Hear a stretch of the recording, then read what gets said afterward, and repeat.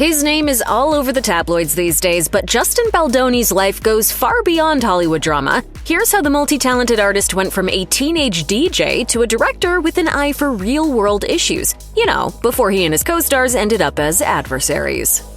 Justin Baldoni's life wasn't always limited to the dimensions of a TV screen. In his youth, he spent most of his time outside on track and soccer fields, and it appears he was shaping up to be a pretty good prospect. In 2018, Baldoni revealed on X that he'd played soccer since he was 5 years old, and that he'd spent 2 years in the Olympic Development Program in Oregon. Unfortunately, his athletic career peaked while he was still in high school. After receiving a partial athletic scholarship to California State University at Long Beach, Baldoni suffered a hamstring injury running track. With his dreams of athletic glory at an end, Baldoni switched gears, but as anyone who's seen him pop his shirt off for the camera knows, it's clear he's still putting an emphasis on exercise. It's very impressive. Impressive, I think it's a bit more than impressive. Baldoni got his first taste of the entertainment industry at an early age. In a 2020 interview with the Founder Hour, he revealed that he got a gig as a DJ on his local Medford, Oregon radio station at the ripe old age of 16, thanks to an initiative designed to help youngsters discover their career paths. He explained, "It was the only thing I could find that was comparable to the entertainment industry in my little town."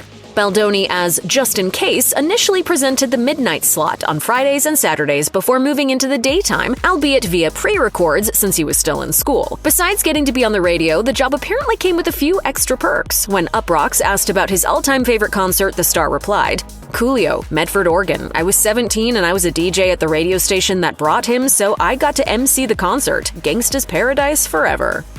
Baldoni was playing up the melodrama long before he landed a leading role on Jane the Virgin. He made his acting debut with a 3-episode arc on The Young and the Restless back in 2004. Soap operas ended up being big business for Baldoni. In 2010, he landed his biggest and soapiest gig with a 10-episode arc on The Bold and the Beautiful as Graham, a controversial and scummy character who had a love for spiking drinks and committing sexual assault. Plus, you told me you wanted to party tonight. I did? Yeah, you did. You're having a great time, aren't you? But Baldoni didn't just do daytime soaps. In 2005, he began a 15-episode arc on the soapy teen drama Everwood. Such experiences have left Baldoni with a strong appreciation of the craft. He told Soaps, "I was shocked with the amount of pages we had to learn each day. I have so much respect for all of the actors who do this every day. Their brains are machines, and it requires some tremendous talent to be able to learn that many pages and make choices that fast." Like many of his fellow actors, Baldoni came down with a bad case of the directing bug. After cutting his teeth on a few music videos, Baldoni directed the 2012 digital series My Last Days, which told the stories of several individuals with life-threatening or terminal illnesses. Baldoni was inspired to tackle such difficult subject matter after his uncle died from lung cancer, a tragedy that forced him to shift his view on the meaning of both life and death. He told the Peace Studio, "I had a big spiritual shift in my mid-20s when I realized that I wasn't actually being of service in the way that I was raised." In telling their stories, I found my own. My Last Days proved to be a massive success, quickly becoming one of the most watched documentary series in YouTube history at the time of its release. No one could ever accuse Baldoni of winging it when it came to his marriage proposal. In 2012, he went viral thanks to a 27-minute video in which he popped the question to his then-girlfriend Emily in the most elaborate, attention-grabbing style. Baldoni's quest to put all other wannabe romantics to shame begins with taking Emily to the same restaurant where they had their first date. Many men would have stopped at that, but not Baldoni. At the restaurant, Emily is shown a video of him announcing his intention to propose on a fake radio broadcast before he ropes some pals into a song and dance number. Then, after a flash mob, Justin moves on to a fictional crime drama in which he looks for an engagement ring before he finally turns up to the restaurant in person to propose, along with his family and Emily's mother. Will you marry me?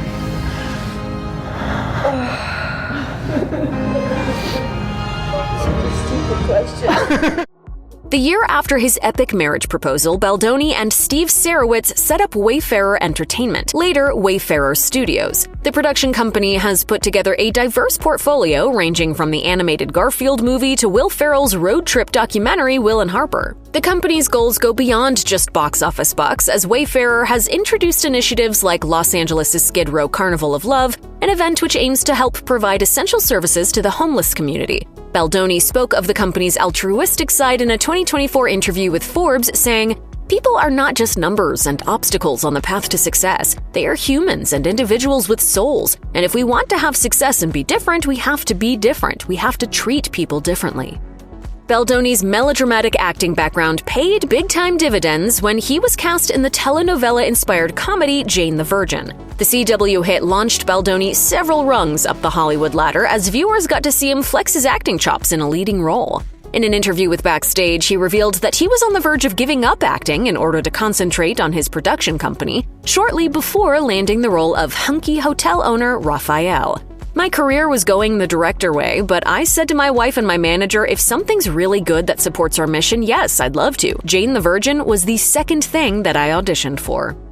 As hard as it is to believe, there's at least one person who isn't impressed with Justin Baldoni's body, Justin Baldoni. In 2018, he gave a candid TED Talk in which he revealed that he's been struggling with body dysmorphia for most of his adult life. He later elaborated on how such feelings surfaced to Cosmopolitan, saying, "No matter what I do, I never feel like I'm strong enough or muscular enough or big enough, and that comes down to being the super skinny kid that was picked on and bullied." And that stuff stays with you. And even as a 34-year-old man today, when I look in the mirror, I still have to remind myself that I am enough. Baldoni further added that the requirement to take his shirt off in practically everything he's appeared in hasn't helped matters. While staying in peak shape wasn't that much of a problem in his 20s, Baldoni admitted that the process has become more anxiety-inducing as he approaches middle age. "My body doesn't naturally stay in that, oh, I'm just walking around with an 8-pack all the time. And because I have my insecurities with my physique, I'd put a lot of pressure on myself before I had to do these scenes." In 2019, Baldoni decided it was time to helm his first feature. Inspired by Claire Wineland, a patient he worked with on My Last Days, Baldoni's 5 Feet Apart is a romantic drama focusing on 2 cystic fibrosis patients who, despite having to keep the titular distance from each other, end up falling in love. Speaking to The Hollywood Reporter about the project, Baldoni said, "I'm a hopeless romantic, and Romeo and Juliet was my favorite play of all time. I just thought how interesting that the one person that should be able to understand you more than anybody is the one person you have to stay away from." A year later, Baldoni drew upon the life of another terminally ill real-life figure for his second directorial effort. Based on the memoir Fly a Little Higher, the film Clouds focused on a Minnesota teen who refused to let his osteosarcoma diagnosis thwart his musical dreams.